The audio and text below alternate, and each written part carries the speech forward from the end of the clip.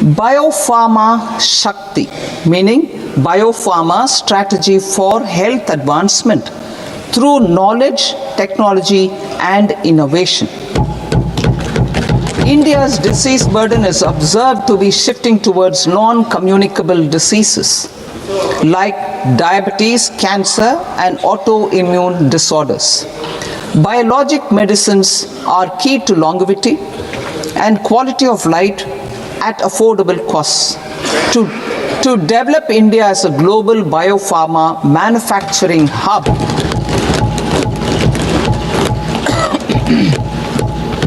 I propose the Biopharma Shakti with an outlay of 10,000 crores over the next 5 years. This will build the ecosystem for domestic production of biologics and biosimilars. The strategy will include a biopharma-focused network with 3 new national institutes of pharmaceutical education and research, popularly known as NIPERs, and upgrading 7 existing ones. It will also create a network of 1,000 accredited India clinical trials sites. We propose to strengthen the Central Drug Standard Control Organization to meet global standards and approve timeframes through and approval timeframes through a dedicated scientific review cadre and specialists. India Semiconductor Mission 1.0 expanded India's semiconductor sector capabilities. Building on this, we will launch ISM 2.0 to produce equipment and materials, design full-stack Indian IP, and fortify supply chains. We will also focus on industry-led research and training centers to develop technology and skilled workforce. The Electronics Components Manufacturing Scheme, launched in April 2025 with an outlay of 22,919 crores, already has investment commitments at double the targets. We propose to increase the outlay to 40,000 crores to capitalize on this momentum.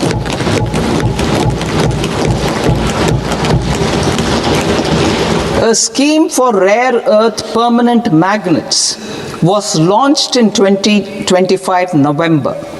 We now propose to support the mineral-rich states of Odisha, Kerala, Andhra Pradesh, and Tamil Nadu to establish dedicated rare earth corridors to promote mining, processing, research, and manufacturing. To enhance domestic chemical production and reduce import dependency, we will launch a scheme to support states in establishing 3 dedicated chemical parks through challenge route on a cluster-based plug-and-play model. Strong capital goods.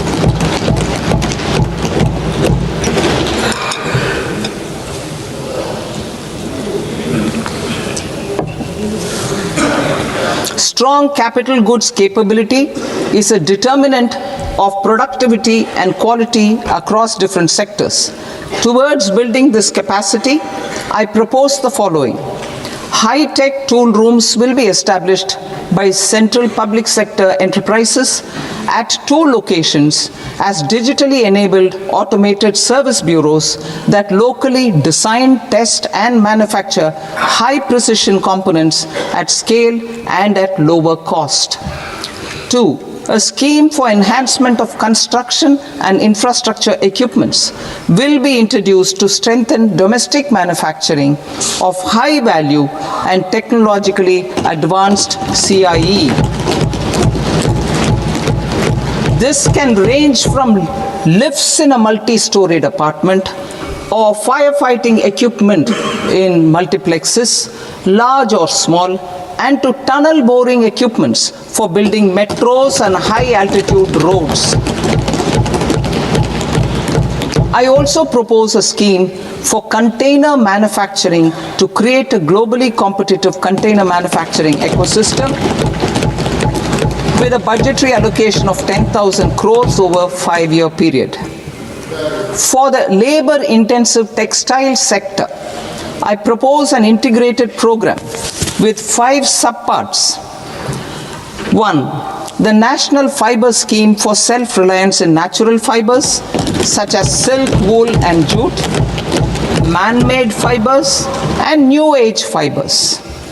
Textile expansion and employment scheme to modernize traditional clusters with capital support for machinery, technology upgradation and common testing and certification centers. 3. The National Handloom and Handicraft Program to integrate and strengthen existing schemes and ensure targeted support for weavers and artisans. Tex Eco Initiative to promote globally competitive and sustainable textiles and apparels. Samarth 2.0 to modernize the upgrade the textile skilling ecosystem through collaboration with industry and academic institutions.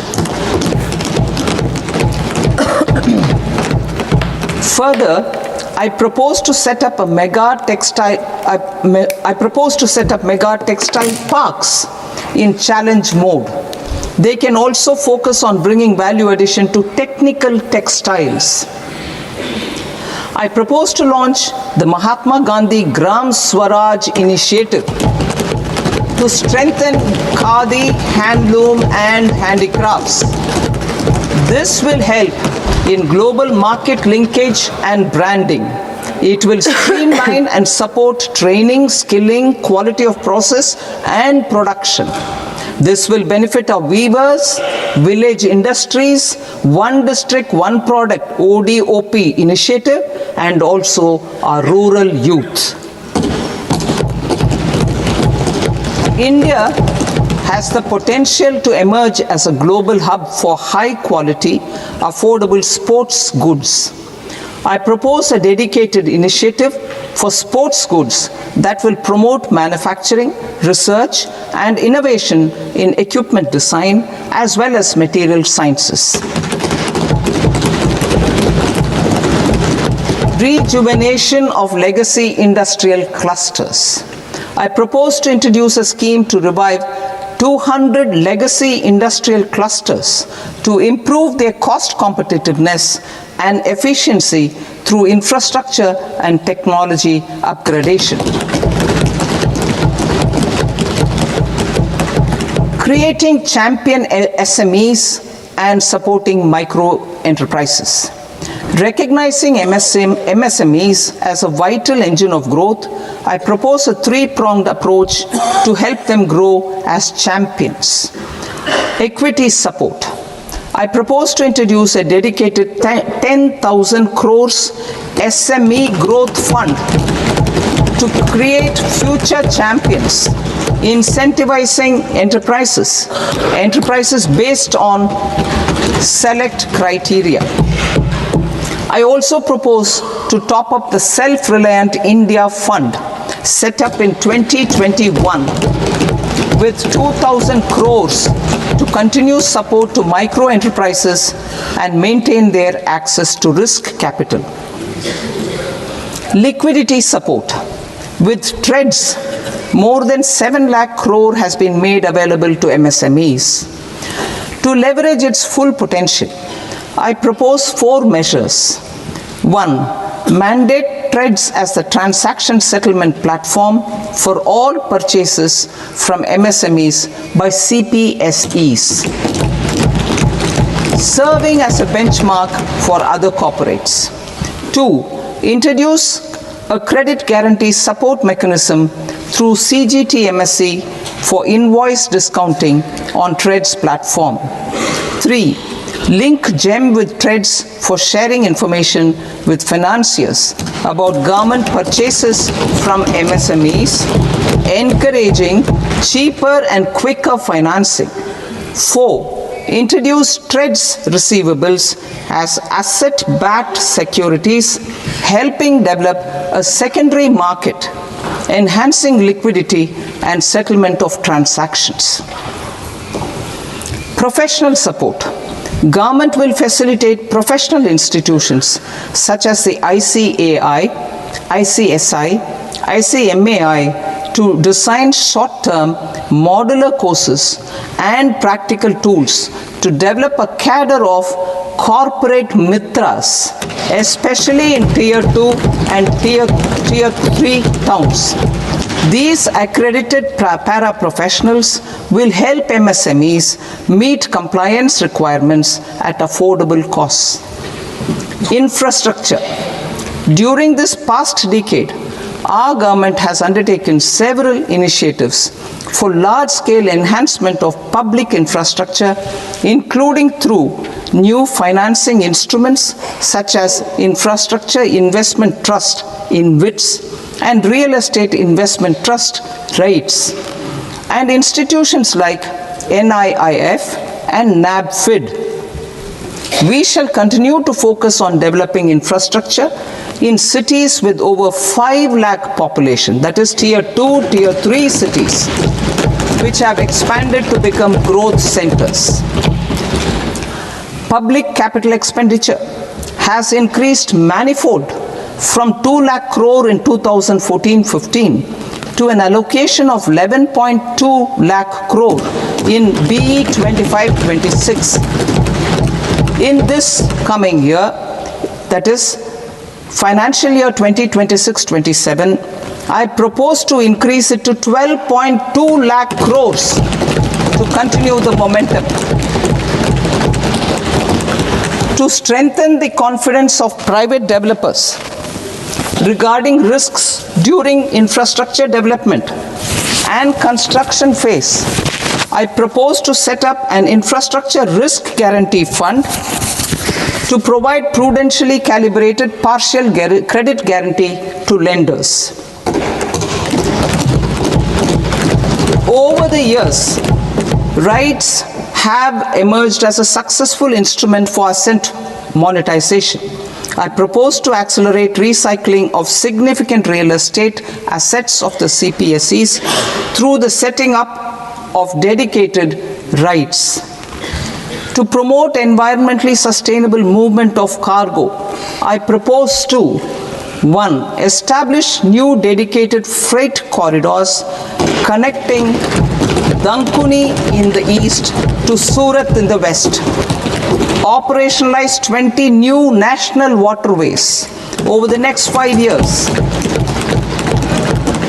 starting with National Waterways 5 in Orissa to connect mineral-rich areas of Talcher and Angul and industrial centers like Kalinga Nagar to the ports of Paradeep and Dhamra. Training institutes will be set up as regional centers of excellence for development of required manpower for these waterways. This will benefit youth in the entire stretch of the waterways to train and acquire skills. Further, a ship repair ecosystem catering to inland waterways will also be set up at Varanasi and Patna. And C, launch a coastal cargo promotion scheme for incentivizing a modal shift from rail to road to increase the share of inland waterways and coastal shipping from 6% to 12% by 2047. To enhance last mile and remote connectivity and promote tourism, I propose to give incentives to indigenize manufacturing of seaplanes. A seaplane VGF scheme will be also introduced to provide support for operations. Carbon capture, utilization and storage. Aligning with the roadmap launched in December 2025, the carbon capture, utilization and storage technologies at scale will achieve higher readiness and in end-use application across 5 industrial sectors, including power, steel, cement, refineries, and chemicals. An outlay of 20,000 crore is proposed over the next 5 years for this purpose. City economic regions. Cities are India's engines of growth, innovation, and opportunities. We shall now focus on Tier 2, Tier 3 cities and even temple towns, which need modern infrastructure and basic amenities. This budget aims to further amplify the potential of cities to deliver the economic power of agglomerations by mapping city economic regions based on their specific growth drivers. An allocation of 5,000 crore per CER over 5 years is proposed for implementing their plans through a challenge mode with a reform cum result based financing mechanism.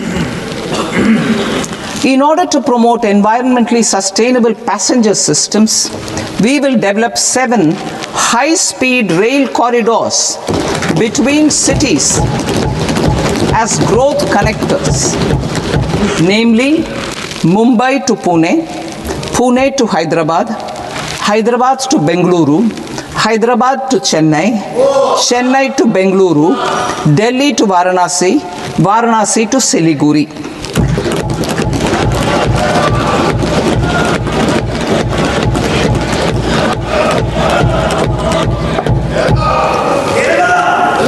Financial sector.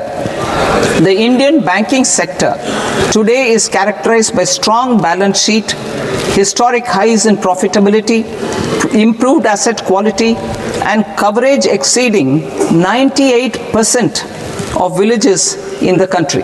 At this juncture, we are well placed to futuristically evaluate the measures needed to continue on the path of reform-led growth of this sector. I propose setting up a high-level committee on banking for Vikasit Bharat. High-level committee on banking for Vikasit Bharat to comprehensively review the sector and align it with India's next phase of growth, while safeguarding financial stability, inclusion, and consumer protection. The vision for NBFCs for Vikasit Bharat has been outlined with clear targets for credit disbursement and technology adoption in order to achieve scale and improve efficiency in the public sector NBFCs.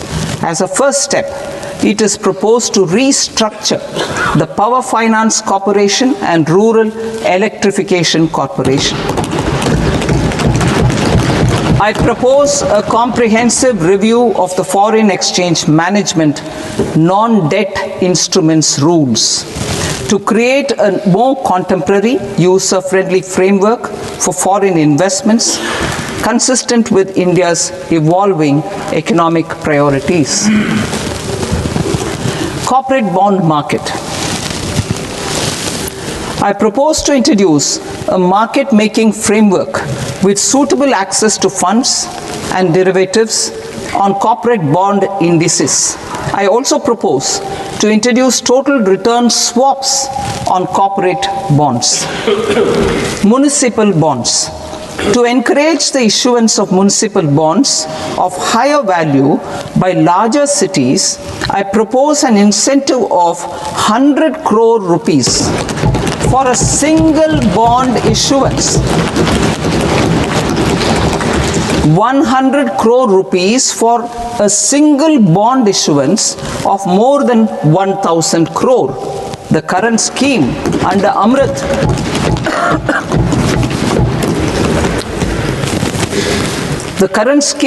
Amrit which incentivizes issuances up to 200 crores only, will also continue to support smaller and medium towns. That will also continue to support the smaller and medium towns. Ease of doing business.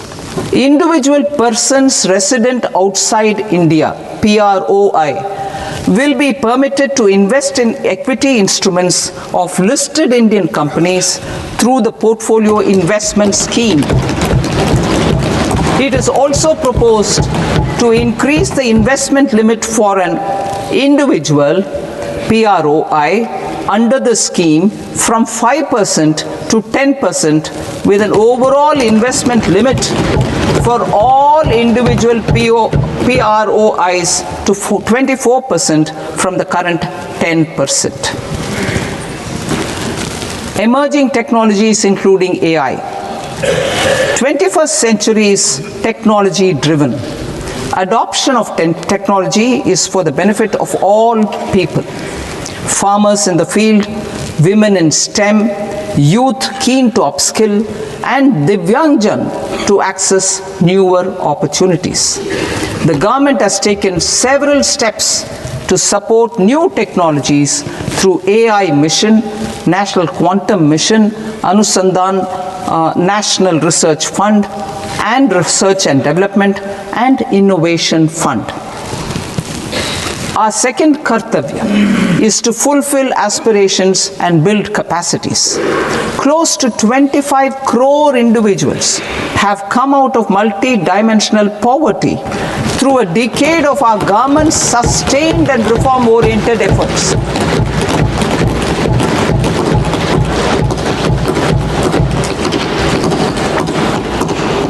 Our government has therefore decided to place a renewed emphasis on the service sector to provide a pathway to fulfilling aspirations of a youthful India with the following measures.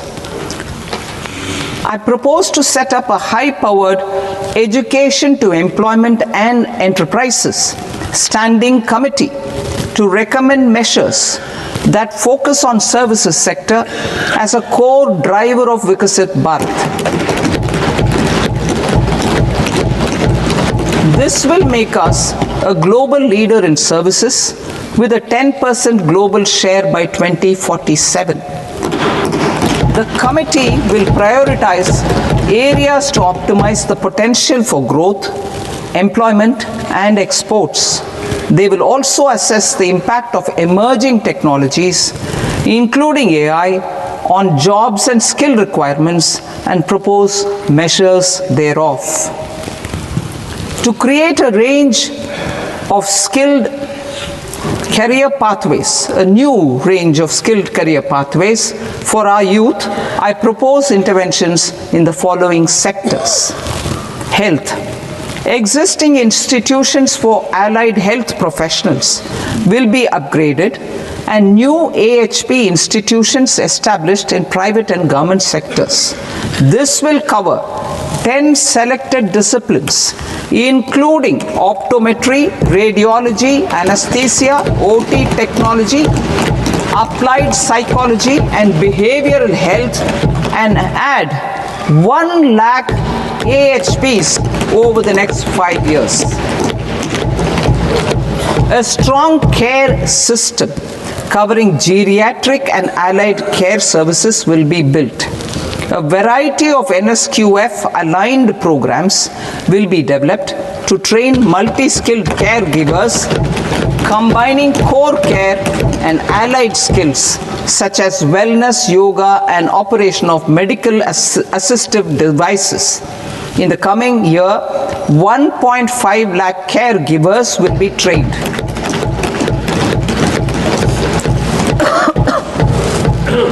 Hubs for medical value tourism. To promote India as a hub for medical tourism services, I propose to launch a scheme to support states in establishing 5 regional medical hubs in partnership with the private sector. These hubs will serve as integrated healthcare complexes that combine medical, educational, and research facilities. They will have Ayush centers, medical value tourism facilitation centers, and infrastructure for diagnostics, post-care, and rehabilitation. These hubs will provide diverse opportunities, job opportunities for health professionals, including doctors and AHPs. Ancient Indian yoga, already respected in several parts of the world, was given a mass global recognition when Honorable Prime Minister took it to the UN. Post-COVID, Ayurveda gained a similar global acceptance and recognition. Exporting quality Ayurveda products helps farmers who grow the herbs and youth who process the products. To meet growing global demand, a few more steps are being taken. I propose to 1. Set up 3 new All India Institutes of Ayurveda. 2. Upgrade Ayush pharmacies and drug testing labs for higher standards of certification ecosystem and make available more skilled personnel. 3. Upgrade the WHO Global Traditional Medicine Center in Jamnagar to bolster evidence-based research, training and awareness for traditional medicine. Animal husbandry. Livestock contributes to close to 16% of farm income, including of poor and marginal households. To scale up availability of veterinary professionals by more than 20,000, I propose to roll out a loan-linked capital subsidy support scheme for establishment of veterinary and para-veterinary colleges, veterinary hospitals, diagnostic laboratories, and breeding facilities in private sector. Collaboration between Indian and foreign institutions will also be facilitated. Orange economy. India's animation, visual effects, gaming and comics sector, ABGC sector, is a growing industry projected to require 2 million professionals by 2030. I propose to support the Indian Institute of Creative Technologies, Mumbai, in setting up ABGC content creator labs in 15,000 secondary schools all over the country and 500 colleges.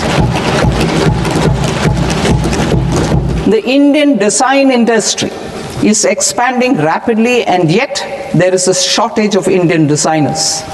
I propose to establish, through Challenge Route, a new National Institute of Design to boost design education and development in the eastern region of India. Education. Our government will support states through Challenge Route in creating 5 university townships in the vicinity of major industrial and logistics corridors. These planned academic zones will host multiple universities, colleges and research institutions, skill centers and residential complexes. In higher education, STEM institutions, prolonged hours of study and laboratory work pose some challenges for girl students. Through VGF, Viability Gap Funding and capital support, 1 girls' hostel will be established in every district.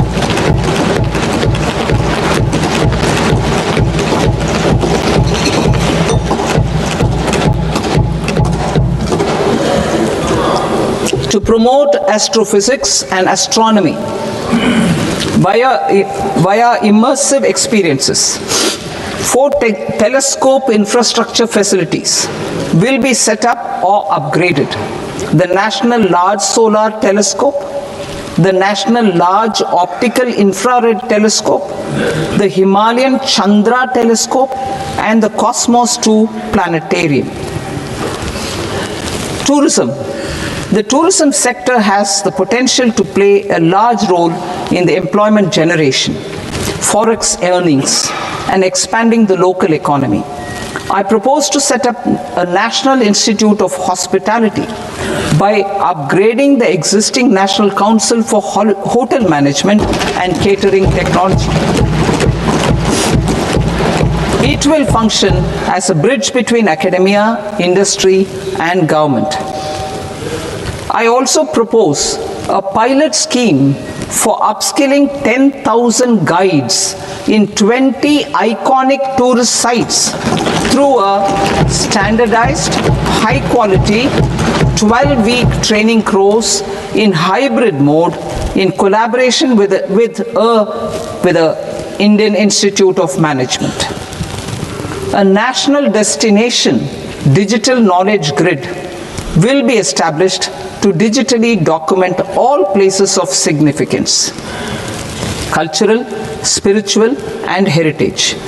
This initiative will create a new ecosystem of jobs for local researchers, historians, content creators, and technology partners. India has the potential and opportunity to offer world-class trekking and hiking experience. We will develop ecologically sustainable mountain trails in Himachal Pradesh, Uttarakhand, and Jammu Kashmir.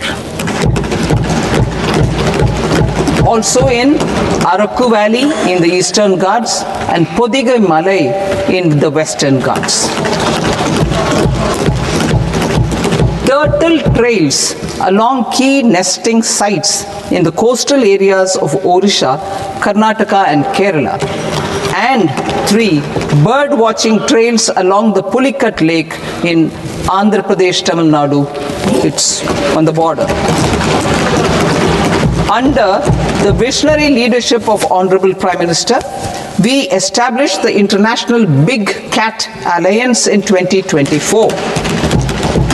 This year, India is hosting the first ever Global Big Cat Summit, where heads of governments and ministers from 95 range countries will deliberate on collective strategies for conservation. Heritage and culture tourism.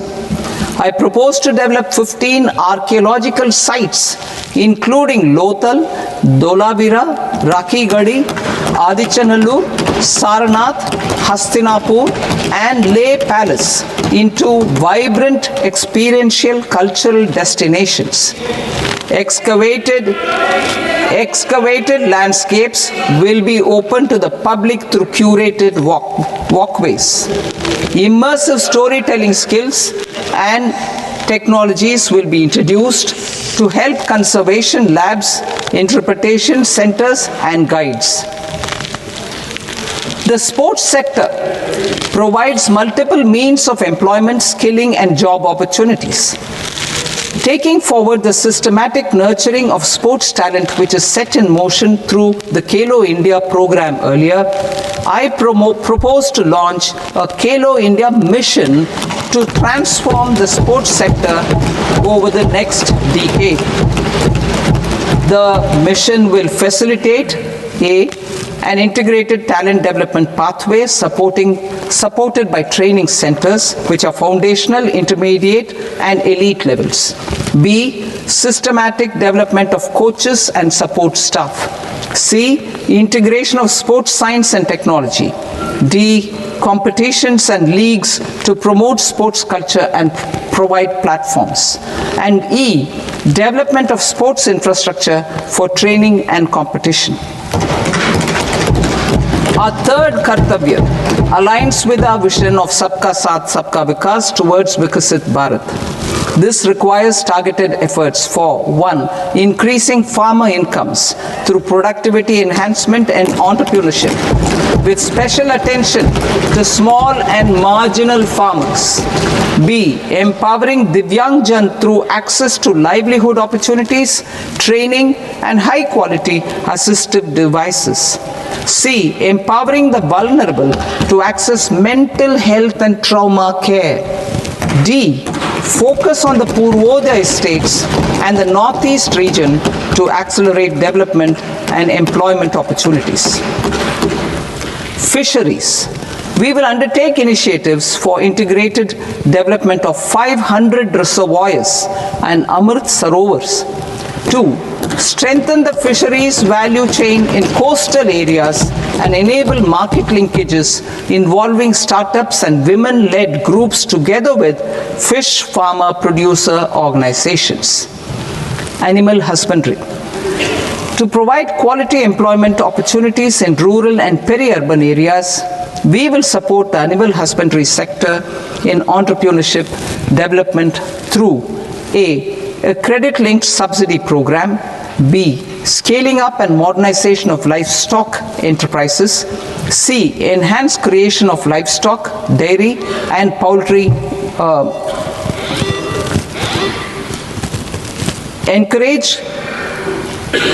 read that again. Enhanced creation of livestock, dairy and poultry focused integrated value chains. And D. Encourage creation of livestock farmer producer organizations. High value agriculture. To diversify farm outputs, increase productivity, enhance farmers' incomes, and create new employment opportunities, we will support high-value crops such as coconut, sandalwood, cocoa, cashew in the coastal areas, agar trees in northeast, and nuts such as almonds, walnuts, and pine nuts in our hilly regions. These, all of them, will be supported. India is the world's largest producer of coconuts. About 30 million people, including nearly 10 million farmers, depend on coconuts for their livelihood. To further enhance competitiveness in coconut production, I propose a coconut promotion scheme to increase production and enhance productivity through various interventions, including replacing and non-productive trees with new saplings or plants or varieties in major coconut growing states. A dedicated program is proposed for Indian cashew and cocoa to make India self-reliant in raw cashew and coconut production and processing, enhance export competitiveness, and transform Indian cashew and Indian cocoa into premium global brands by 2030. Sandalwood. Sandalwood is closely linked to India's social and cultural heritage.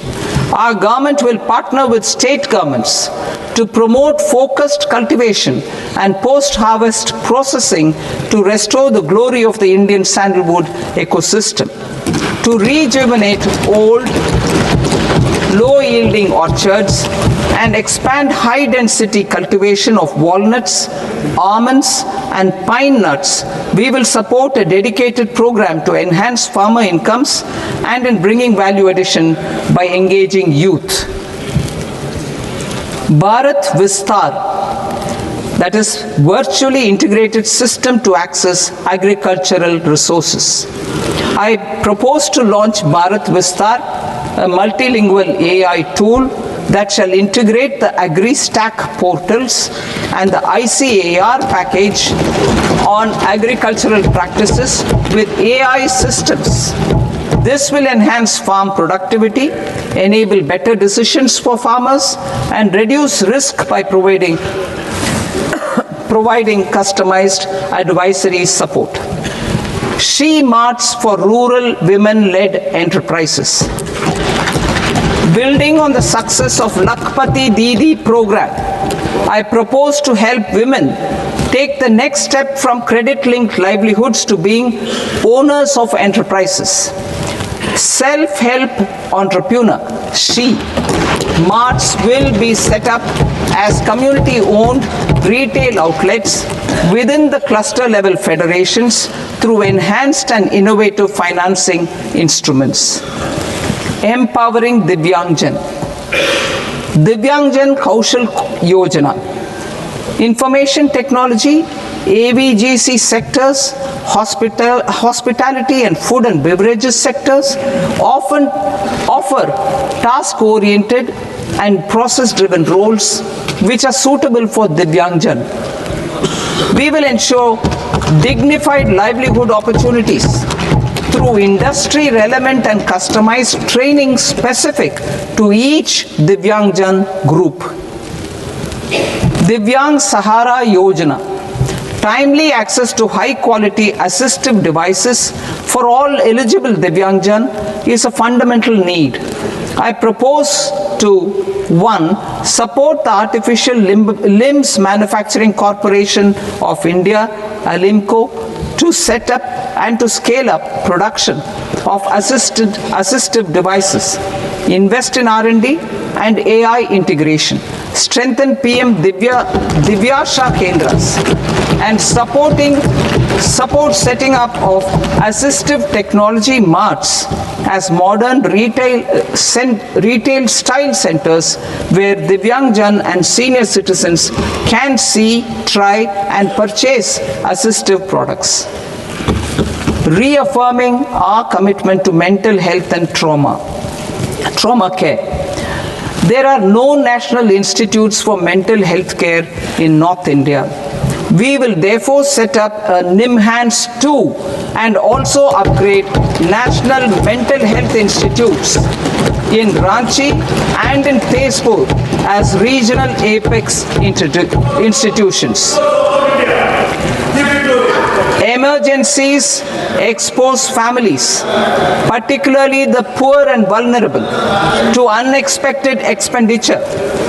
We will strengthen and increase these capacities by 50% in district hospitals by establishing emergency and trauma care centers.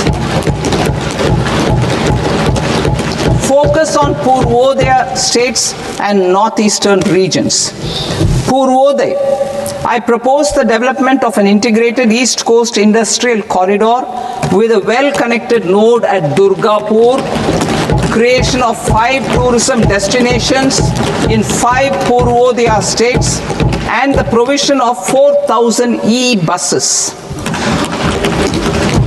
Buddhist sites in northeastern region. The northeastern region is a civilizational confluence of Theravada and Mahayana or Vajrayana traditions.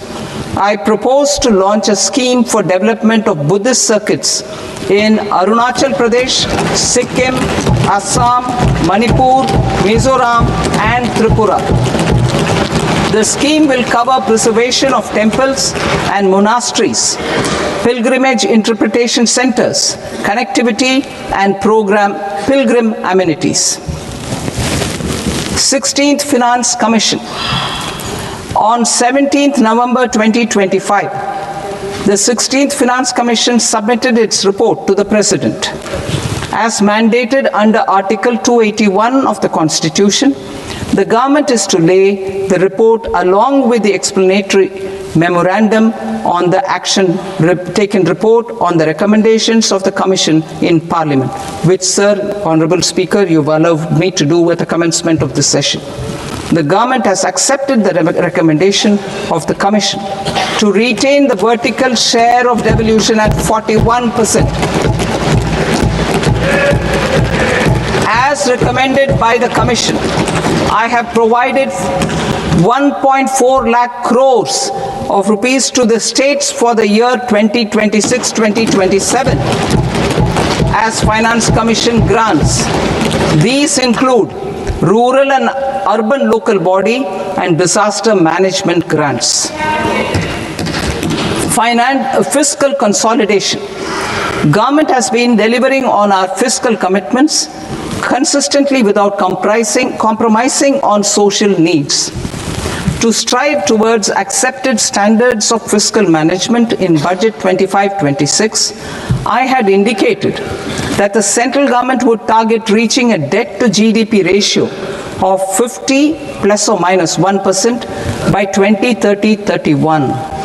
In line with this, the debt to GDP ratio is estimated to be 55.6% of GDP in BE 26-27, compared to 56.1% of GDP in RE 25-26. A declining debt to GDP ratio will gradually free up resources for priority sector lending and expenditure by reducing the outgo on interest payments. One of the main operational instruments for debt targeting is the fiscal deficit.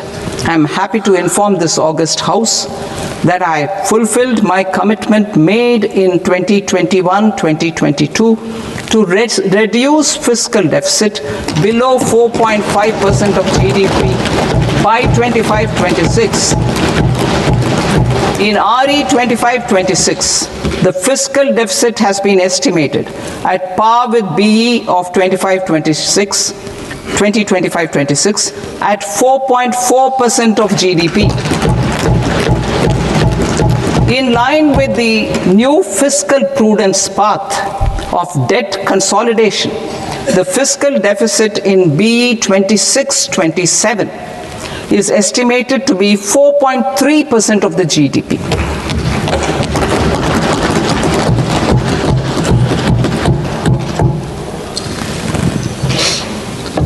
The revised estimates of the non-debt receipts are 34 lakh crore rupees, of which the centre's net tax receipts are 26.7 lakh crore. The revised estimate of the total expenditure is 49.6 lakh crore rupees, of which the capital expenditure is about 11 lakh crores. Budget estimates 2026 to 2027. Coming to 26-27, the non-debt receipts and the total expenditure are estimated as 36.5 lakh crore and 53.5 lakh crore respectively. The centre's net tax receipts are estimated at 28.7 lakh crore rupees. To finance the fiscal deficit, the net market borrowings from dated securities are estimated at 11.7 lakh crore rupees. The balance financing is expected to come from small savings and other sources. The gross market borrowings are estimated at 17.2 lakh crore rupees. I'll now move to Part B. Part B, direct taxes.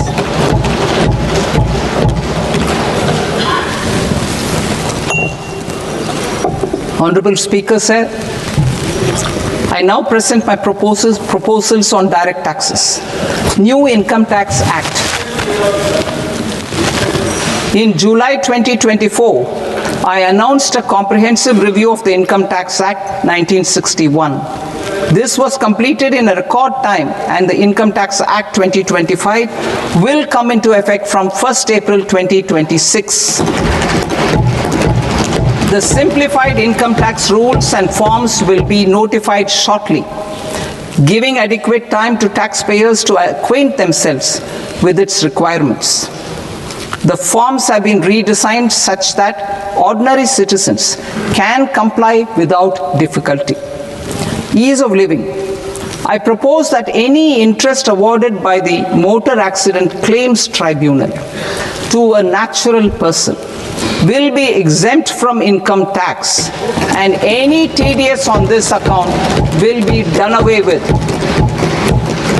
I propose to reduce TCS rate on the sale of overseas tour program package from the current 5% and 20% to 2% without any stipulation of amount.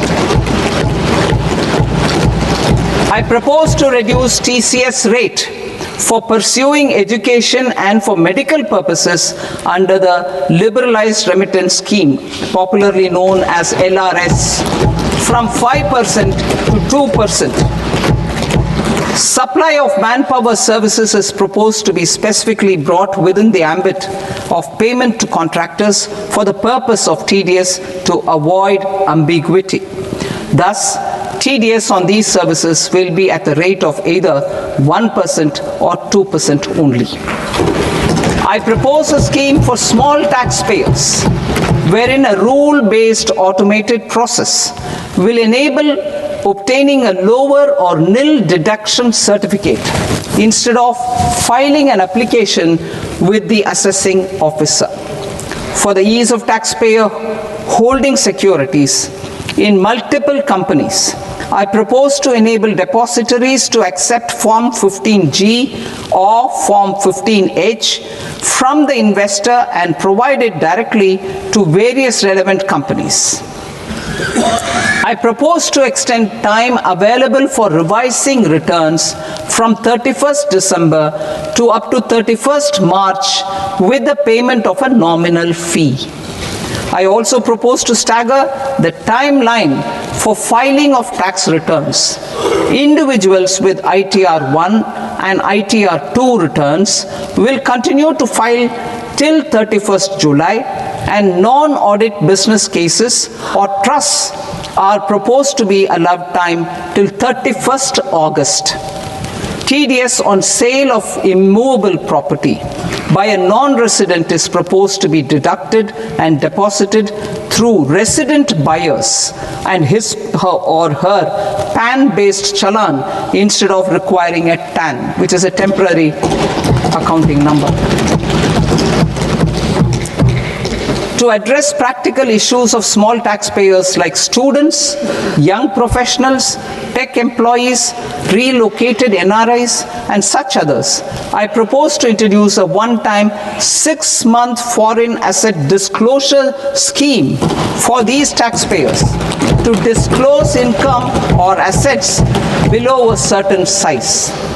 This scheme would be applicable for two categories of taxpayers, namely, A, who did not disclose their overseas income or assets, and B, who disclosed their overseas income and or paid due tax but could not declare the asset acquired. For category A, the limit of undisclosed income or asset is proposed to be up to 1 crore rupees. They need to pay 30% of fair market value of asset or 30% of undisclosed income as tax and 30% as additional income tax in lieu of penalty, and would thereby get immunity from prosecution. For category B, asset value is proposed to be up to 5 crore rupees. Here, immunity from both penalty and prosecution will be available with a payment of fee of 1 lakh rupees. Rationalizing penalty and prosecution. Multiplicity of proceedings are hindrance to the ease of doing business. I propose to integrate assessment and penalty proceedings by way of a common order for both. There will be no interest liability on the taxpayer on the penalty amount for the period of appeal before the first appellate authority, irrespective of the outcome of appeal process. Further, quantum of prepayment is being reduced from 20% to 10% and will continue to be calculated only on core tax demand. As an additional measure for reducing litigation, I propose to allow taxpayers to update their returns even after reassessment proceedings have been initiated, and an additional 10% tax rate over and above the rate applicable for the relevant year. The assessing officer will then use only this updated return in his proceedings. There is already a framework for immunity from penalty and prosecution in the cases of underreporting. I propose to apply this framework for immunity to misreporting too. However, in such a case, the taxpayer will need to pay 100% of the tax amount as an additional income tax over and above the tax and interest due. Penalties for certain technical defaults, such as failure to get accounts audited, non-furnishing of transfer pricing audit report, and default in furnishing statement for financial transactions, are proposed to be converted into fee.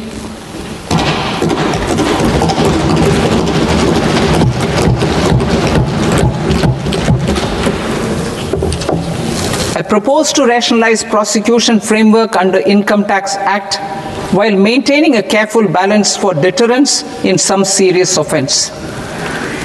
Non-production of books of account and documents and requirement of TDS payment where payment is made in kind are being decriminalized. Further, minor offenses will attract fine only. The remaining prosecutions will be graded commensurate with the quantum of offense. They will entail only simple imprisonment with maximum imprisonment reduced to 2 years and power to courts to convert even those into fines. There is no penalty. There is no penalty presently for non-disclosure of non-immovable foreign assets with aggregate value less than 20 lakh rupees. I propose to also provide them with immunity from prosecution with retrospective effect from 1/10/2024.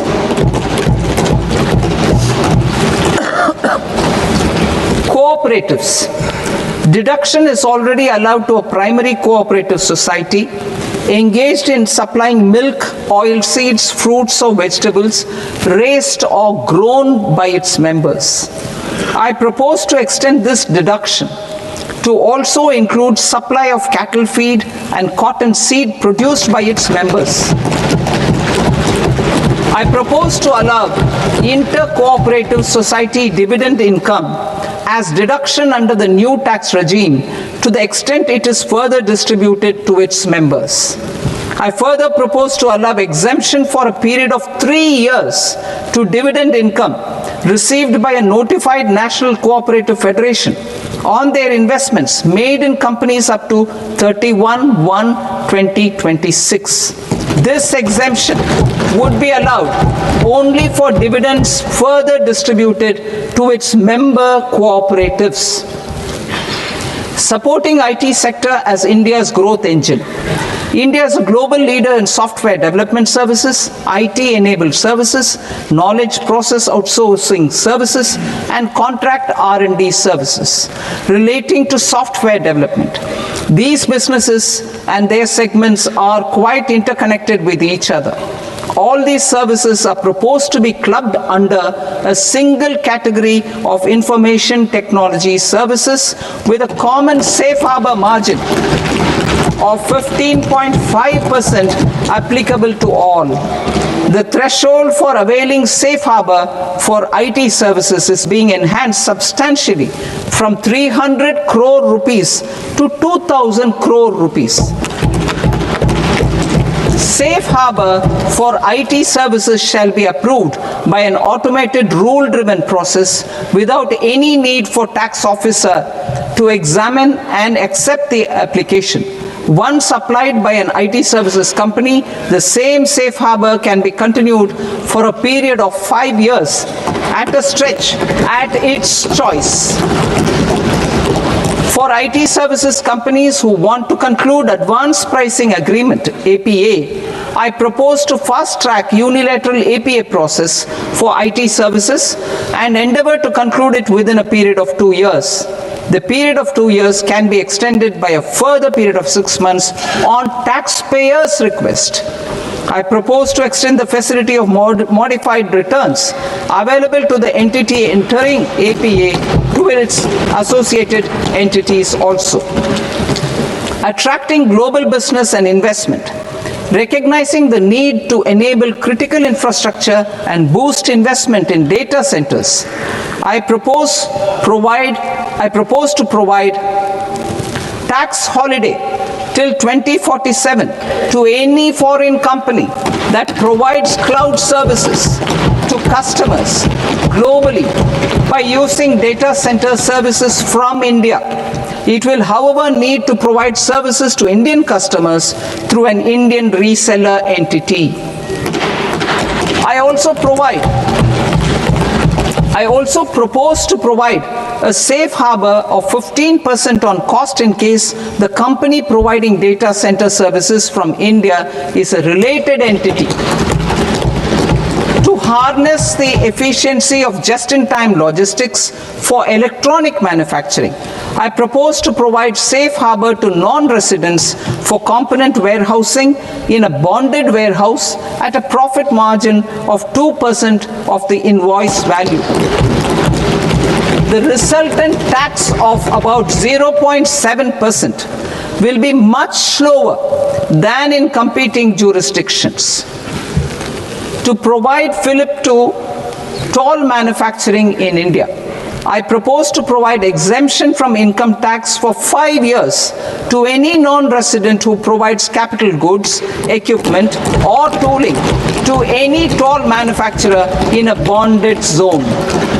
To encourage vast pool of global talent to work in India for a longer period of time, I propose to provide exemption to global, non-India sourced income of a non-resident expert for a stay period of 5 years under notified schemes.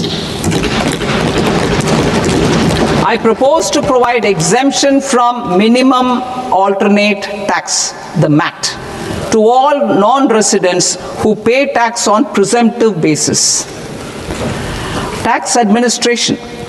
I propose to constitute a joint committee of Ministry of Corporate Affairs and Central Board of Direct Taxes for incorporating the requirements of income computation and disclosure standards, the ICDS, in the Indian Accounting Standards Ind AS itself. Separate accounting requirement based on ICDS will be done away with from the tax year 27-28.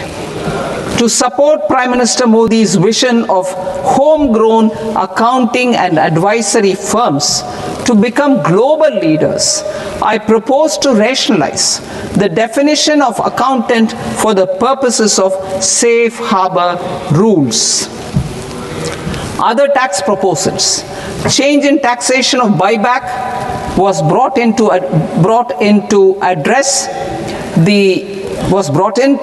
the improper use of buyback route by promoters. In the interest of minority shareholders, I propose to tax buyback for all types of shareholders as capital gains. However, to disincentivize misuse of tax arbitrage, promoters will pay an additional buyback tax. This will make effective tax 22% for corporate promoters. For non-corporate promoters, the effective tax will be 30%. TCS rate for sellers of specific goods, namely alcoholic liquor, scrap, and minerals, will be rationalized to 2%, and that on tendu leaves will be reduced from 5% to 2%. I propose to raise the STT on futures to 0.05% from the present 0.02%.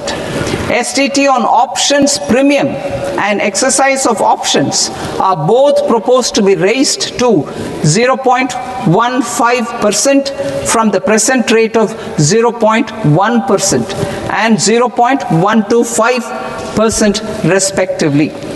We reformed the taxation landscape for corporates in 2019 by providing them a simplified regime with lower tax rate so that they could productively focus on business rather than on claim of deductions and exemptions. To encourage companies to shift to the new regime, set off of brought forward MAT credit, minimum alternate tax credit, is proposed to be allowed to companies only in the new regime. Set off using available MAT credit is proposed to be allowed to an extent of 1/4 of the tax liability in the new regime. MAT is proposed to be made final tax, so there will be no further credit accumulation from 1st April 2026. In line with this change, the rate of final tax is being reduced to 14% from the current MAT rate of 15%. The brought forward MAT credit of taxpayers accumulated till 30th March 2026 will continue to be available to them for set off as above. Indirect taxes. I shall now take up proposals related to indirect taxes. My proposals for customs and central excise aim to further simplify the tariff structure, support domestic manufacturing, promote export competitiveness, and correct inversion in duty. To continue weeding out long continuing customs duty exemptions, I propose to remove certain exemptions on items which are being manufactured in India or where the imports are negligible. Similarly, to further simplify the process of ascertaining the rate of duty applicable on a particular item, I propose to incorporate certain effective rates in various customs notifications to the tariff schedule itself. I shall now take up sector-specific proposals. Promotion of exports of marine, leather, and textile products. I propose to increase the limit for duty-free imports of specified inputs used for processing seafoods for export from the current 1% to 3% of FOB value of the previous year's export turnover.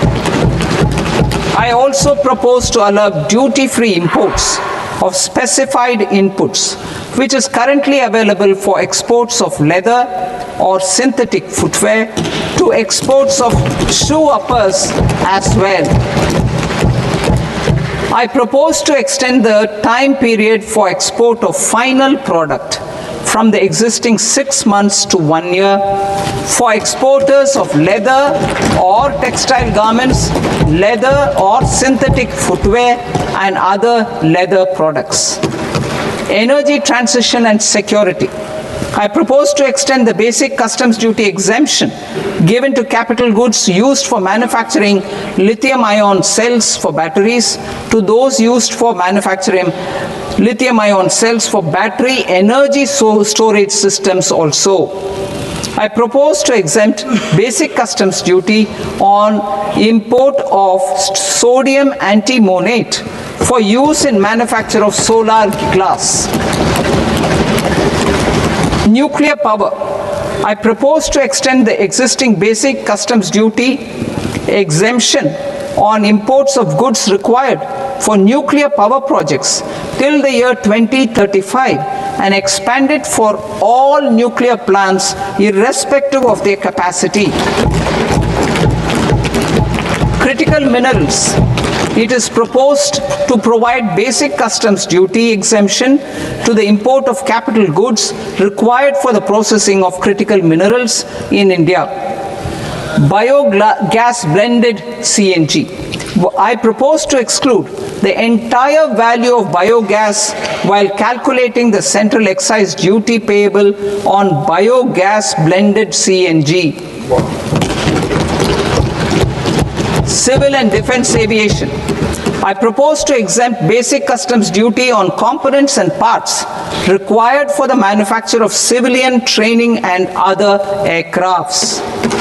It is proposed to exempt basic customs duty on raw materials imported for the manufacture of parts of aircraft to be used in maintenance, repair, or overall requirements by units in the defense sector. Electronics. To deepen value addition in the consumer electronics sector, I propose to exempt basic customs duty on specified parts used in the manufacture of microwave ovens. Special economic zone. To address the concerns arising about utilization of capacity by manufacturing units in the special economic zones due to global trade disruptions, I propose as a special one-time measure to facilitate sales by eligible manufacturing units in SEZs to the domestic tariff area at concessional rates of duty. The quantity of such sales will be limited to a prescribed proportion of their exports. Necessary regulatory changes will be undertaken to operationalize the measures while ensuring level playing field for the units working in the DTA. Ease of living.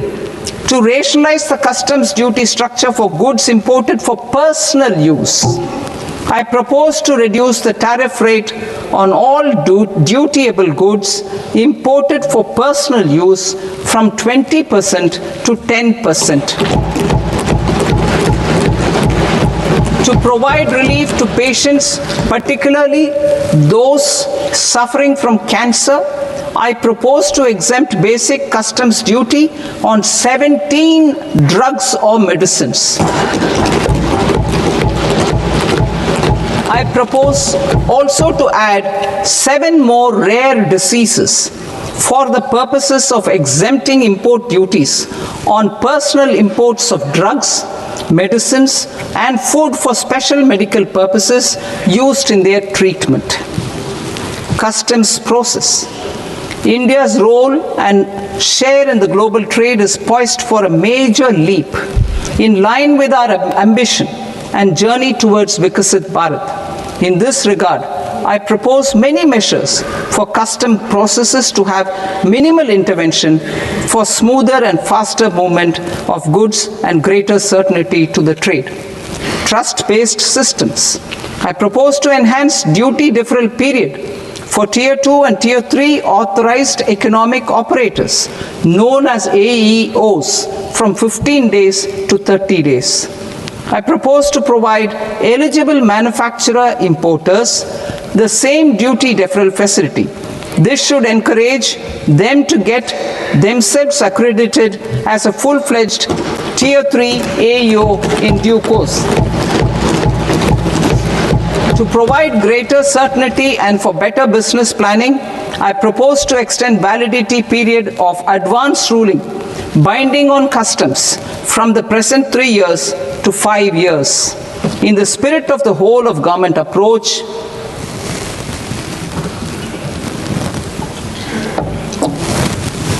government agencies will be encouraged to leverage AEO accreditation for preferential treatment in clearing their cargo. Regular importers with trusted long-standing supply chains will be recognized in the risk system so that the need for verification of their cargo every time can be minimized. Export cargo using electronic sealing. Export cargo using electronic sealing will be provided through clearance from the factory premises to the ship.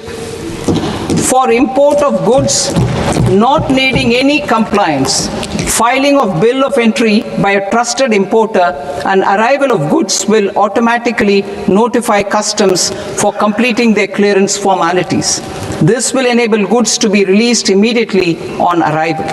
The customs warehouse framework will be transformed into a warehouse operator-centric system with a self-declarations, electronic tracking, and risk-based audit.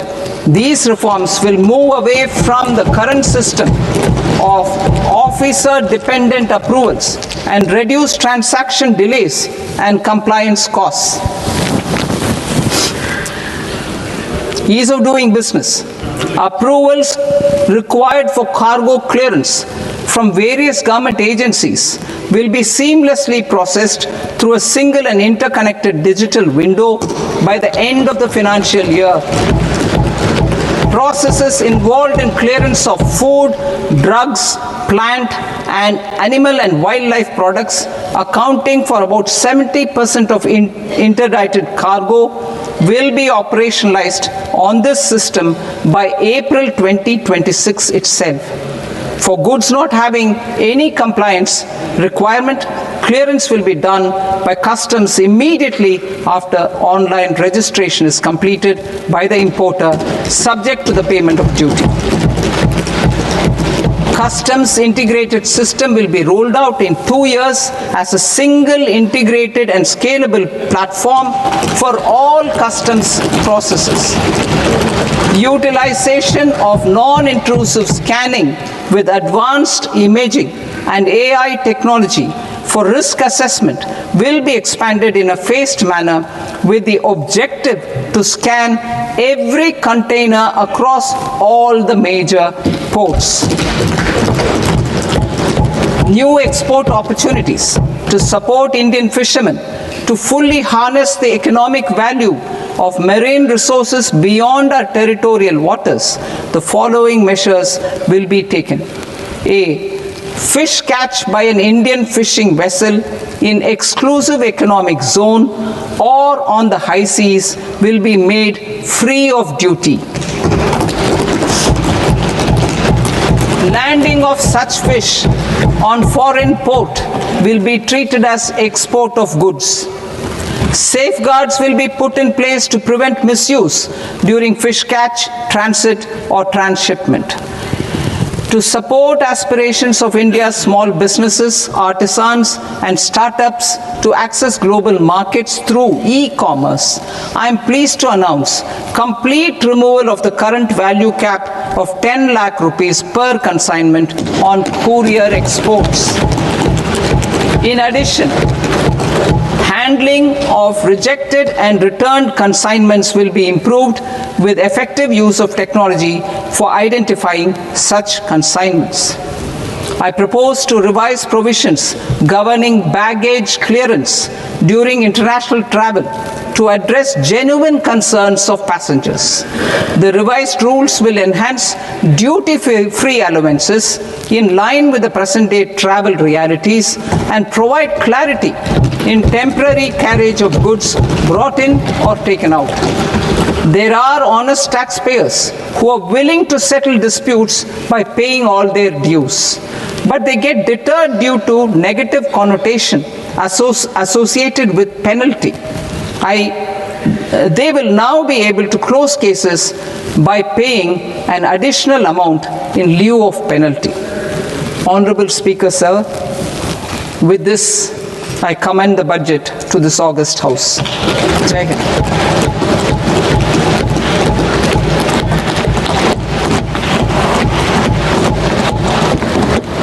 One and a half hours. Item number 3 माननीय वित्त मंत्री जी।